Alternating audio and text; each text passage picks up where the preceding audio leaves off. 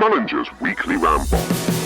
Hello, it is Friday the 5th of July, and no, you've not gone crazy. It has not been a week since the last episode. In case you didn't make it to the end of the last episode this week, i.e. the episode 2 days ago, I'm doing 2 this week to make up for the fact that I didn't do one last week due to it being the busiest, most emotionally draining, draining week ever.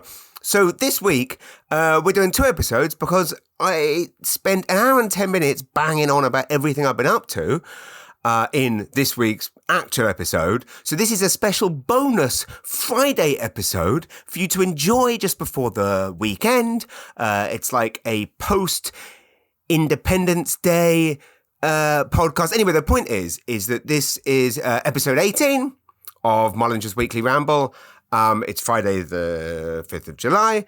It's actually Thursday the 4th of July. It actually is Independence Day right now while I'm recording this. I'm recording it now so you get it in the morning. You understand how timing and recordings and things work. So I didn't get round to answering any of your questions in the other episode this week. So I'm going to answer them now. And I promise this isn't going to be a long episode, although I do always say that. I'm like the opposite of a teenage boy. I always promise that things won't be long, and they are. Whereas teenage boys often promise that things are going to be long, and they never are. They promise that things are going to be long and that things will last long. And from my recollection as a teenage boy, nothing was ever long, and nothing lasted very long. I'm obviously talking about sex. I don't know if that was clear. I'm sure if you listen to Mullinger's Weekly Ramble, you also have a filthy mind like mine. So we all knew where we were with that. So it's still Canada Day week. I'm still struggling to say Canada Day, as you can tell.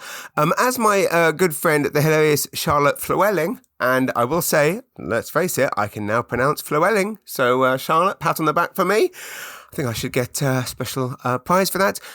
Charlotte Flewelling had a brilliant point about my complaint that Happy Canada Day is too hard to say. She pointed out a delicious, a scrumptious, a frankly delectable irony, and that is that there are too many A's in Canada Day, eh? Right? Get it? So there we are. It's the stereotype that we all say A is true. I was trying to explain to my dad about this. He saw that beautiful shop in St Andrews on Water Street last week. That's a more A, which of course is a pun on the song That's a More A. And it was like, that's a more A, comma, EH, exclamation mark. So I guess the example I used for my father to explain it was that it's kind of like the Canadian in it. In England, people are like, oh yeah, do you want to go to the pub, innit? Yeah, let's have a pint of lager, innit? Yeah, oh mate, don't want to get 2 Schindlers, innit? No, I don't want... Schindlers, that's, by the way, that's Cockney rhyming slang, Schindler's List, pissed. Does everyone know Cockney rhyming slang? It was my favourite way of communicating. I believe that the myth is that it was created by East London villains so they could keep their, or South London villains, or just London villains in general, to stop the police from understanding what they're saying. So, for example, I don't know if you can translate this. If you don't understand this, mate, do you want to go down a battle? Nah, I can't, mate. I've only got a Nelson. I don't want to get 2 Schindlers. Do you understand what that means? Right, that is, would you like to go down the pub? Or I've only got £10. I don't want to get too pissed drunk. So that was, do you want to get in a battle? Do you want to get in a battle? Do you want to go down the battle cruiser, boozer? Oh, mate, I can't. I've only got a Nelson. That's Nelson Mandela, tenner, i.e. £10 note. I don't want to get 2 Schindlers. Schindler's List, pissed. Yeah, there you go. And to make it double confusing, of course, in Canada and North America, you use the word pissed to describe annoyed. In England, pissed means drunk. That's our, like, what you say, hey, I'm going to get loaded. Hey, we're going to get, I don't know, what you say here? I'm going to get, you say red ass? No, that's English as well, isn't it? Ratter. In English, we've got billions. There's more words to describe being drunk in England than there is to describe being in love. In love, there's one. But in England, it's like, red ass, pissed, shit face, fuck you. Got off the point a bit again. Haven't even started, 5 minutes in, haven't even got to one question. Okay, anyway, Charlotte, great call. There's too many A's in Canada Day. So, Next week we'll be back to normal, by the way. Next week it'll be back to every Wednesday, Manager's Weekly Ramble. I'm off to a Long Bay. I have to keep it tight now because keep it tight. Oi, oi. There's the teenage boy again. Or the teenage girl promising, or the teenage boy if it's his bottom. Anyway, I'm off to Long Bay shortly to perform my only Long Bay summer show. Can't wait. I was missing Long Bay greatly. Missing lovely Lindsay at Long Bay and the amazing team there, John and Tim. Long Bay's open on Mondays, by the way, if you're looking for Monday night drinks. Great place to go for Monday. Sit out on their beautiful deck. They've got lovely snacks, beautiful wine, and of course the amazing award-winning beer they make. So I'm off to Long Bay very shortly to perform a 90-minute show. I believe wonderful Mayor Nancy Grant, Mayor of Rosse, has kindly, I believe, booked tickets, which is nice. Always makes me nervous having mayors in the audience. I know mayors are our friends here, but I grew up in a place where the mayor was someone intimidating. Like, my parents dined out on the fact that the mayor of Maidenhead, where I grew up, once used my towel to mark the beginning of a swimming race at the Maidenhead Magnet Leisure Centre. And we dined out on that for years. Mayor touched my towel. Yeah, well, I can prove I've made it now. A mayor is coming to my gig, Mum and Dad. And I can take my towel and get her to touch it if you want me to prove I'm the business. But Mayor Nancy Grant might think it's a bit weird if I turn up with a towel and ask her to touch it just to impress my mummy and daddy. Okay, we're going to crack on. I know on earlier this week, on Wednesday's episode, I was talking about dreams and how I was having bad dreams. Oh my God, last night was even worse. It's like my dreams heard the podcast on Wednesday and went, I'll take your nightmares. I'll raise you to nightmares. And of course, I mean, all nightmares, it's all relative, isn't it? I'm well aware that everything I'm panicking about and having nightmares about doesn't mean anything in real life. I have other things going on in my life right now that actually mean things. I have beloved family members in hospital. So I have actual, genuine, real life worries. But you know, being an egomaniac, I don't know, what's the word, self-centered? Am I a narcissist? I don't think I'm a narcissist, but there's something anyway. Point being, I woke up this morning, I had a terrible dream that I was trying to record an episode of the Debaters, but for some reason it wasn't actually being done on a stage. It was being done in a recording studio, and there was a line of comedians waiting to go in to record, and Steve Patterson was there, kind of in charge, as he kind of is as host, but he was, I guess, also in this dream doing a production role. And I couldn't string a sentence together. It's kind of like now where I ramble, but except I was kind of like that. Nothing would come out. And I couldn't get the words out. And Steve started off, friendly, then supportive, then, trying to make light of it. And then got really annoyed, which, by the way, is not Steve Patterson's style. He would not do that in real life. But in the dream, he did.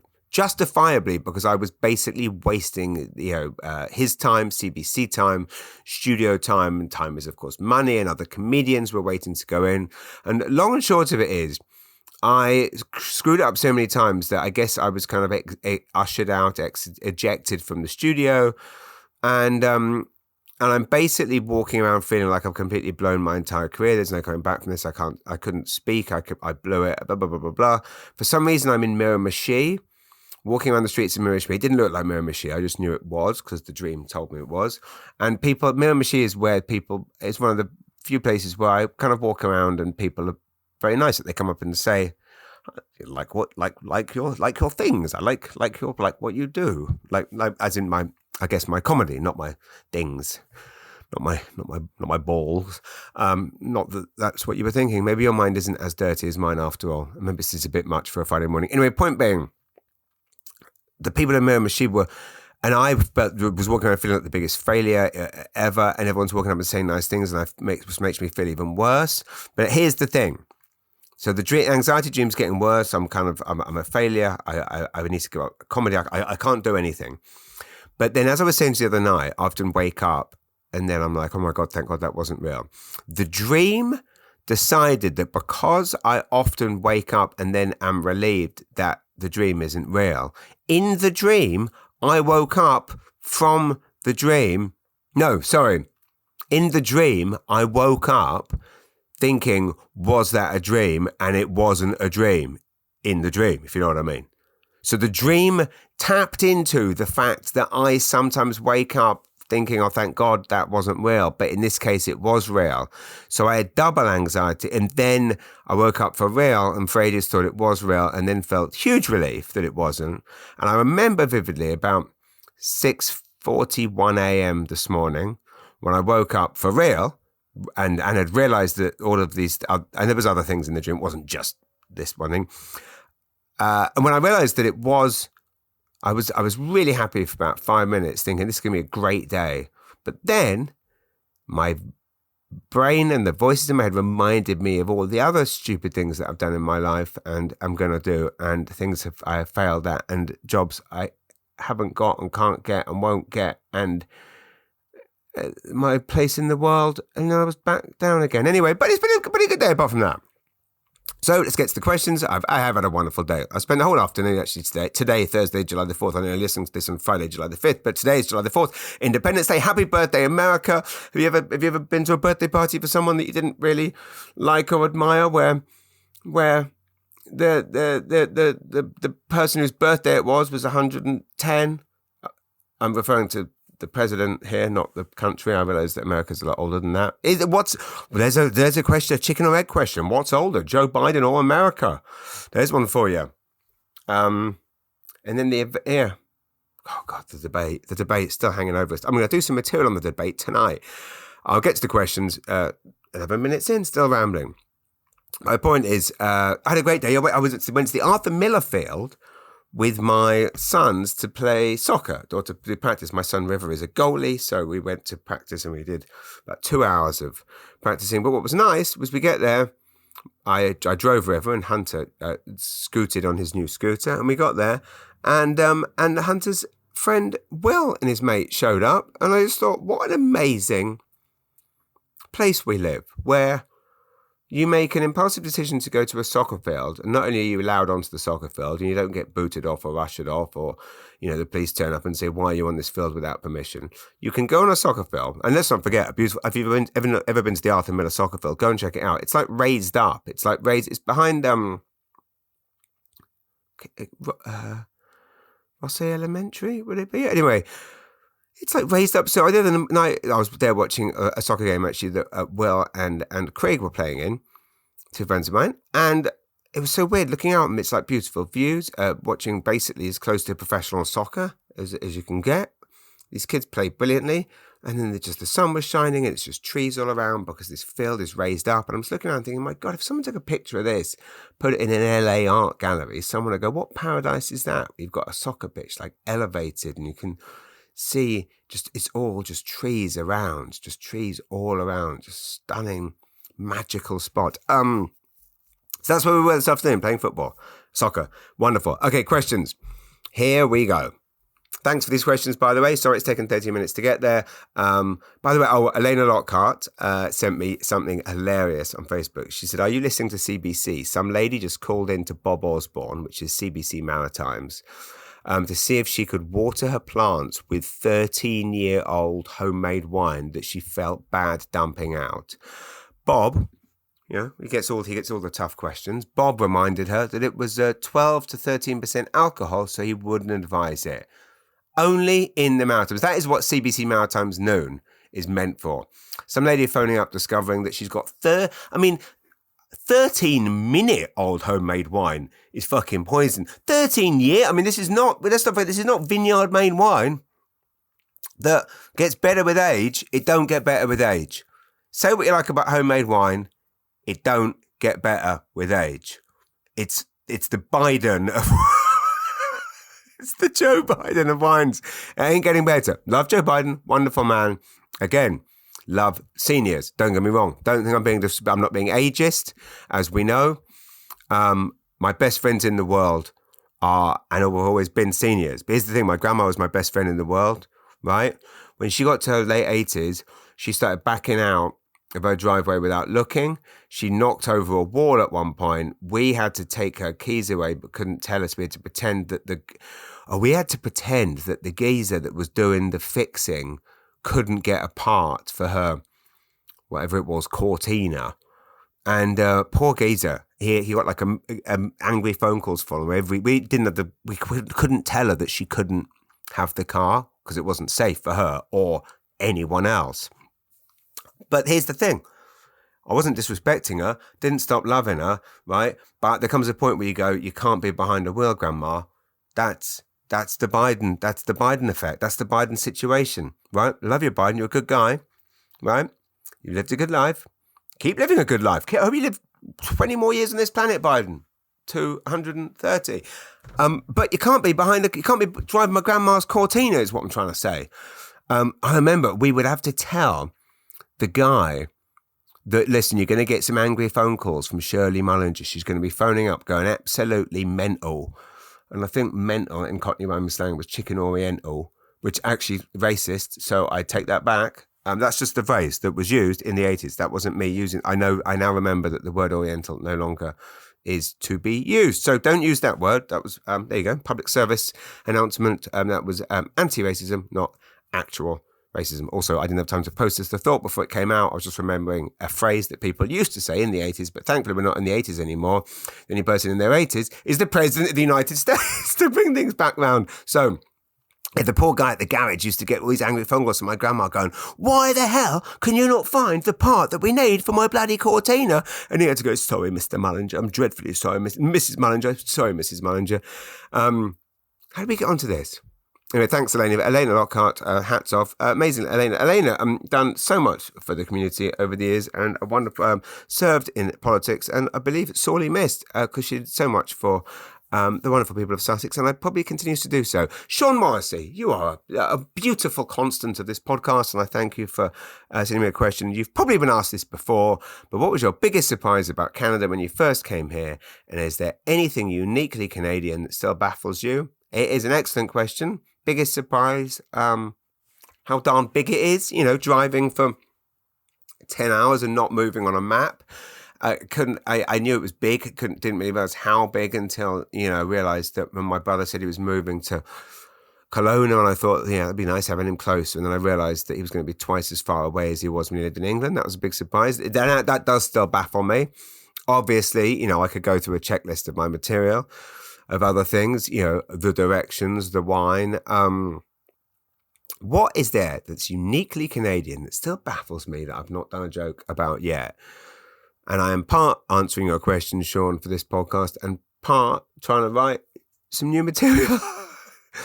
What still baffles me? Well, here's one for you. A friend of mine, I'm not going to name them, just in case this gets in, was in Quebec on Canada Day, the first, and there was not a single, every shop was open as normal, and there wasn't a single Canada flag up. There is no Canada Day in Quebec.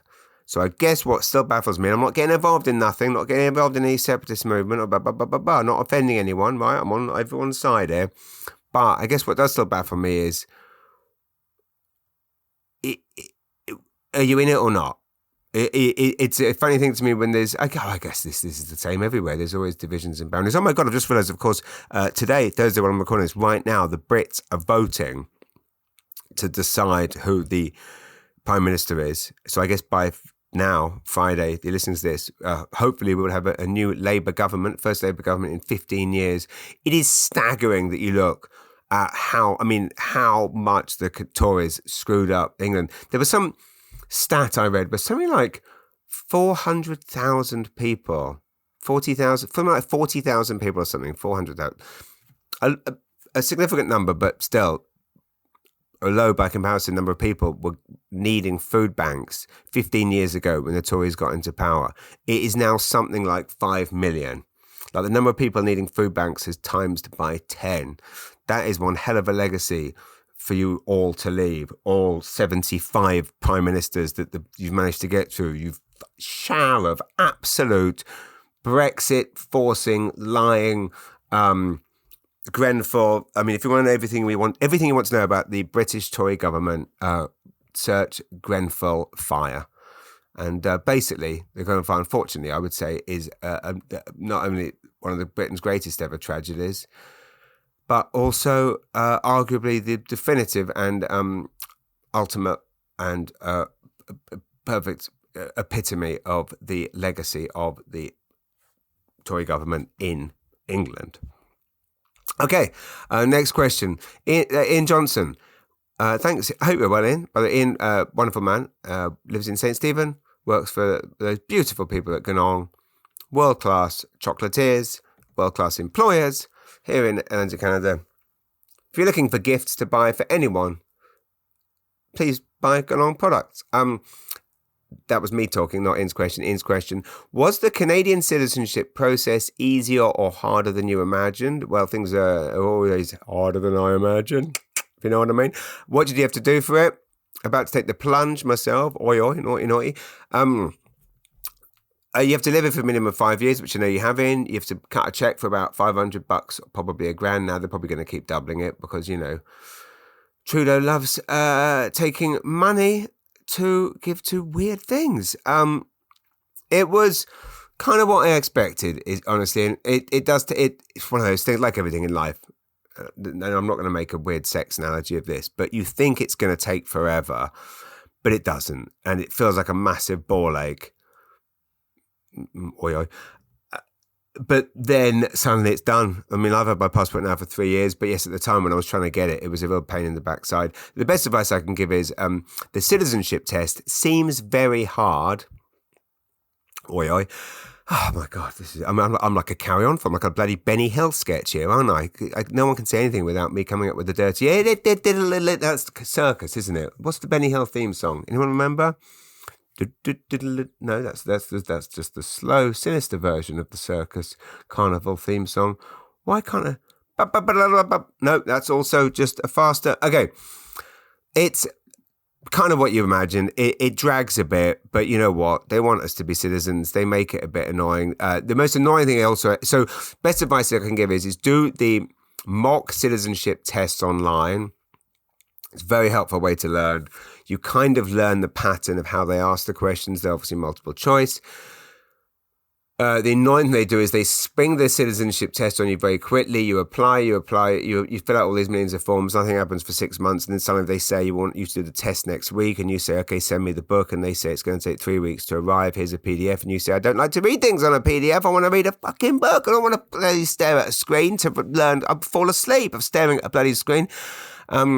And then you say, I'm on it now. And then you realize you're going to be on a plane at the time of the test. And then they say, prove it, and then we'll move it. And then only then will they move the citizenship test. So just be aware they're going to spring it on you. So that's the best advice. Do the mock tests online and be aware for it to be sprung on you. Greg Byers, beautiful Greg. St. John's biggest fan back in England, I would say. Greg's wonderful son, Ash. He's a great gentleman, used to work at Michael's, works somewhere else now. Good British friend of mine. Greg says, Happy Canada Day, James, to you and your family. Thank you, Greg, and to you.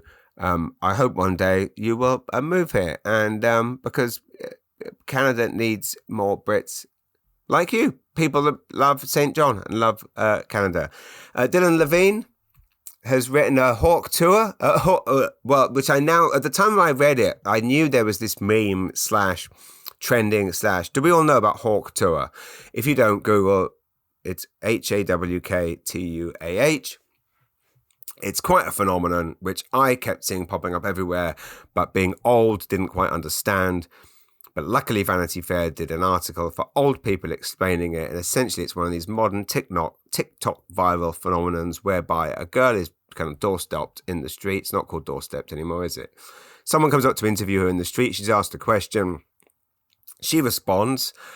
And the video goes like literally global, mental, absolutely berserk, 50 gazillion views, viral.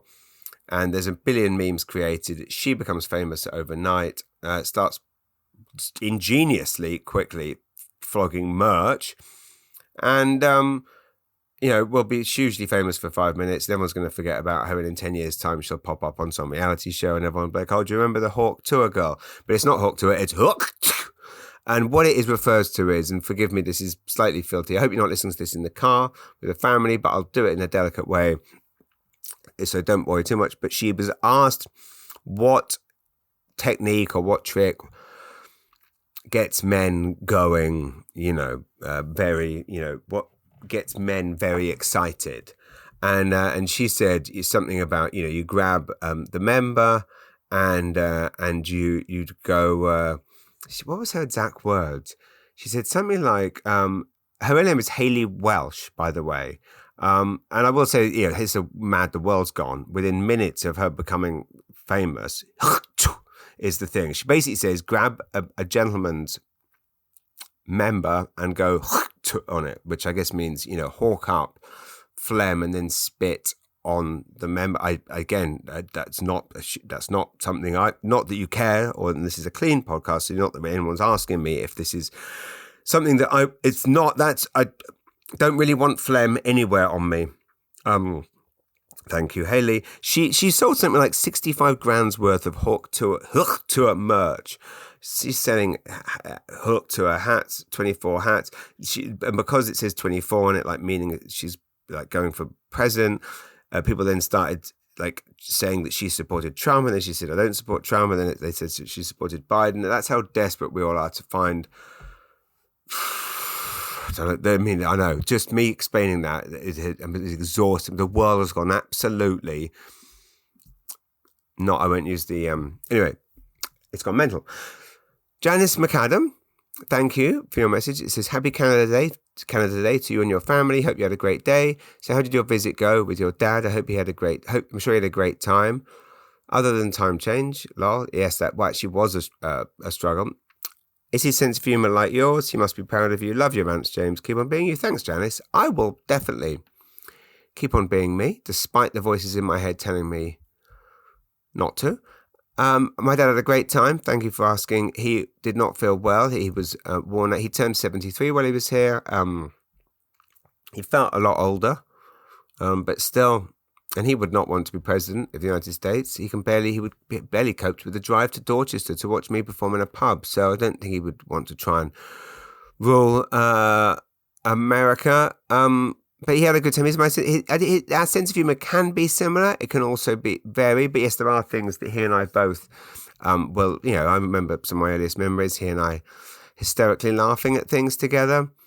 I remember once being in church and a lady in front of us was wearing like a fox hat, which is always funny because fox hats, there's that old joke about the Queen saying to Prince Charles something, and he wears a fox hat, and it's because when he said he was going somewhere, she said, where the fox hat? Where the fox hat? Where the fox hat? Yeah, it doesn't sound that funny now, but it's the way you tell him, and I didn't tell it very well. So our sense of humour can be similar. It was fun watching him, watch the shows that I did while he was here, and we had a good time. And like I say, it was tough that he was so exhausted and not feeling great while he was here, but it went well. And thanks, Janice. I appreciate you, and thanks for the kind greetings. Neil Hocking, another Brit, another British friend who we really need to hang out soon. I believe Neil lives in the Moncton or Riverview area. What do I miss most about England? If anything, maybe a sneaky pint at lunch. And Neil, yeah, again, I get asked that question a lot, and it does come back to, not a sneaky pint at lunch. Maybe I'm a bit old for that now. I don't really like having a pint at lunch. It makes me drowsy, sleep for the whole afternoon.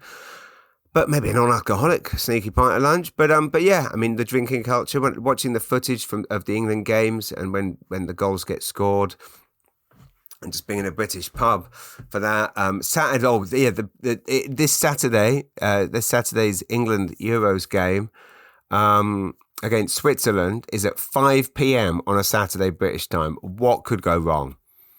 Every British pub is going to get absolutely plastered in lager and smashed up to smithereens.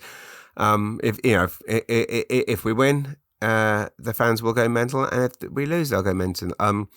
I should point out,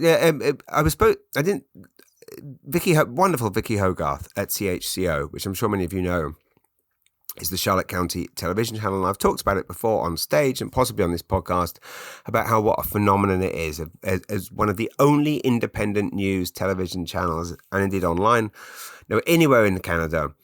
And its success is like unprecedented. Mainly down to the brilliance and the journalistic integrity and expertise of Vicky Hogarth herself. Also down to the loyalty of Charlotte County people.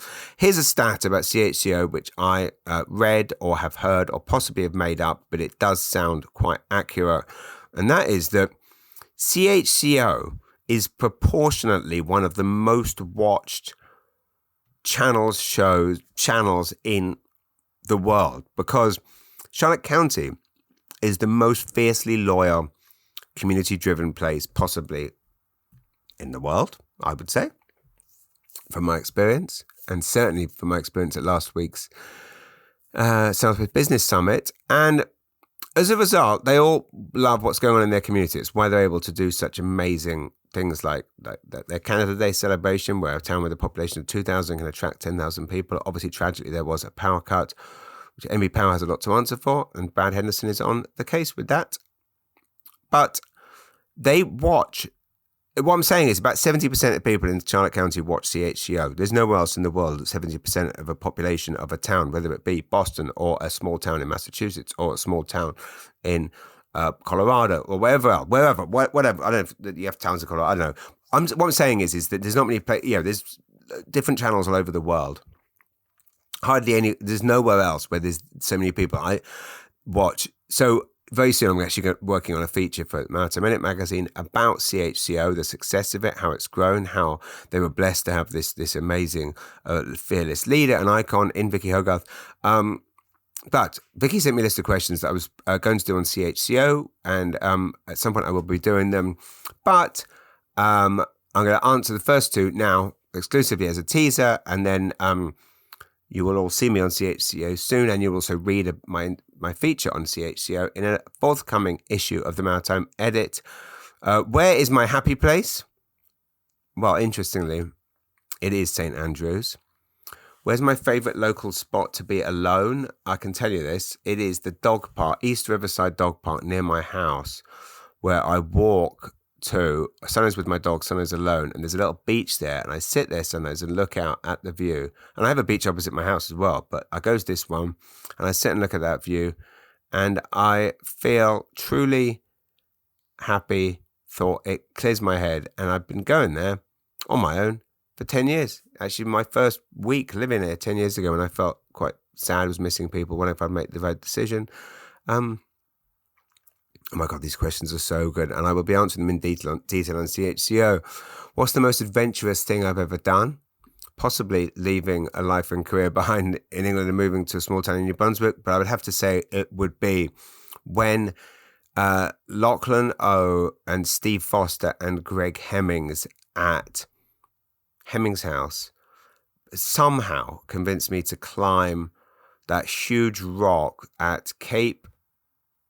Where is it? There's that lighthouse near Redhead, just outside St. John. It's not Cape Enrage. It's Cape. Doesn't matter what it is.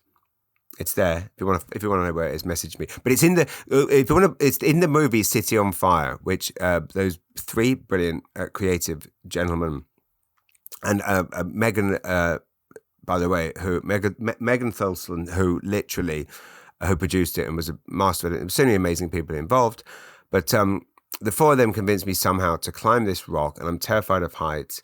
And I kind of agreed to do it because I'm going to see.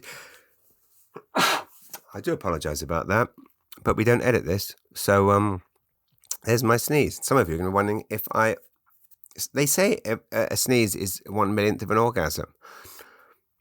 I'm not going to tell you if that was it. So they convinced me to climb this rock, and it was Cape Spencer. Cape Spencer? Is that Princess Diana's brother? I don't know.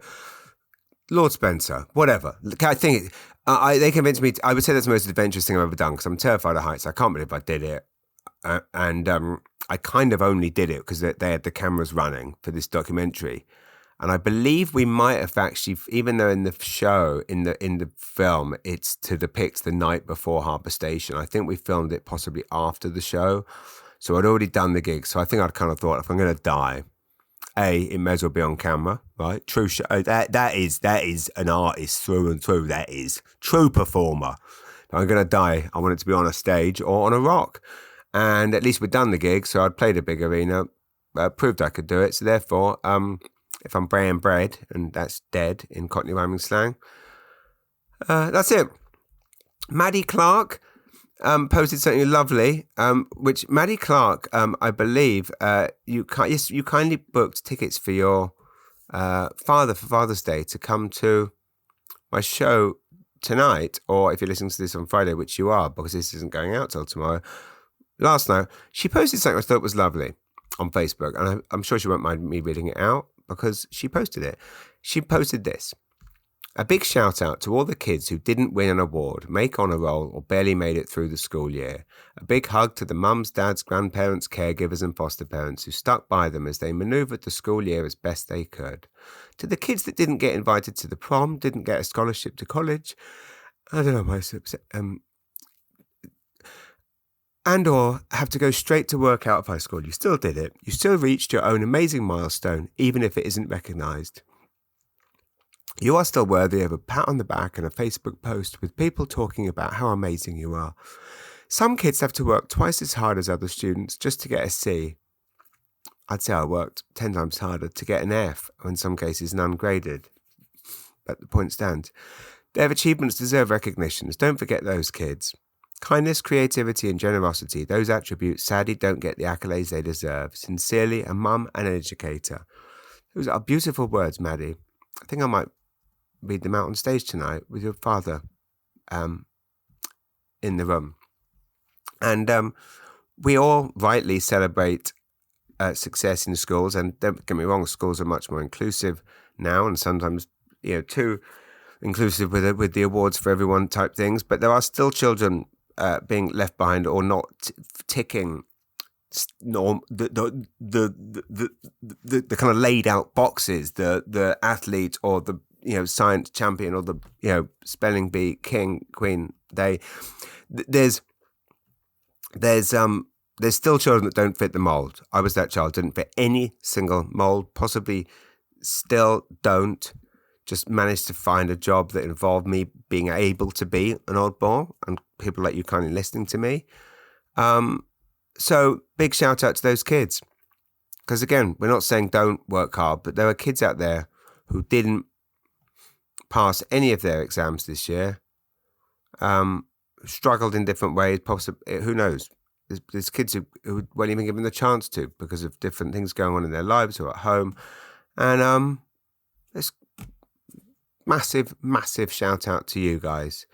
And it's not to say don't try, because I believe that I found success because I did try, but I didn't succeed at any of the things that in school. There was none of the, I didn't fit any of those, didn't tick any of those boxes. I have no prizes, awards, good grades, good reports, or good exam results. But I kept trying. And by keeping trying, eventually you find your mold. So anyway, thanks for that post, Maddie. I mentioned before my by the way, today, Friday, 5th of July, my friend Adam Newhouse's birthday. Happy birthday, Adam Newhouse. You are one of the greatest people ever. And it was my friend Chris Hatt's birthday last week. And on his weekly inspirational email, there was a post that stood out to me, and it sums up something I was saying last week about how one of the things that my parents taught me was, and I believe that I have made my life's mission, is that I may not be very good at anything, but I believe I've made a job out of highlighting things I like. Or anyway, this is the phrase: being told you are appreciated is one of the simplest, most incredible things you can hear. It is. Being told you're appreciated is one of the most simplest, most incredible things you can hear. Well, Chris Hatt, happy birthday for last week. I appreciate you and your friendship and your emails and mantras like that. Adam, happy birthday for today. You are appreciated. I hope to tell you this later tonight. And that is it. I'd like to a big shout out, by the way, to Eric Mendez, who I had the unique pleasure of appearing in the sitcom for the Trailer Park Boys that we filmed in Halifax a few weeks ago. We got to improvise numerous scenes. Amazing Tyler Burns, the writer, creator, director, somehow trusted us to do a lot of improvising. We did a lot. It is very near the knuckle, doesn't even cover it. It is literally, I mean, if it wasn't on SwearNet, we would just be cancelled outright. But anyway, Eric, he posted something very nice on my Facebook wall. I know I'm not supposed to read out compliments, but he posted it on a post about this podcast. So he has described me, and this is not a humble brag. This is just a brag that I'm sharing. That this friend of mine thinks this. He said, "This man, James Mullinger, is like a white Kevin Hart. He never sleeps. I don't know how you do it." Well, you know what? A white Kevin Hart, that is going on my next tour poster. Eric Mendez, by the way, amazing actor, amazing comic improviser, amazing gentleman, and let's face it, very perceptive, because if there's one thing that you all thought but didn't dare say, is that I am a white Kevin Hart. Thank you, Eric. That is a bloody beautiful compliment. Okay, I better go, because I've got 1 hour to get to Long Bay. So let's do this. Right. Thanks for listening. This was the second of this week's Mullinger's Weekly Rambles. Keep sending me your questions, thoughts, ideas, anything you want me to talk about, anyone you want me to do a shout out to, anyone you think deserves, but going back to the point, being told you appreciate anyone you want me to tell they are appreciated on this podcast. Don't cost you anything. This isn't fucking Cameo. I'm not one of these money grabbing pricks who, you pay money to say nice things, where you've already bought the jersey or the tour t-shirt, you've been to see them, you bought their albums, you bought their, I don't know, been to their games, whatever, and then they want an extra $200 to go on Cameo for you to wish your beloved partner a happy birthday. No, that's not me. It's free, innit? Price is right. Can't say fairer than that. Can't ask for a refund either. You want me to do a shout out to someone? Send me a message, comedy@jamesmullinger.com, or just send me a message on the Facebooks. Thanks for listening. This was Mullinger's Weekly Ramble. You've all been wonderful. And hats off to Reese and John at Podstarter for making this podcast happen and bringing it to you guys so we can keep bringing you. It's hard to call this nonsense content, but it's something, and it's free. You're welcome. Thanks very much. Love you all. Have a great weekend, and happy birthday, Adam Newhouse. Farewell.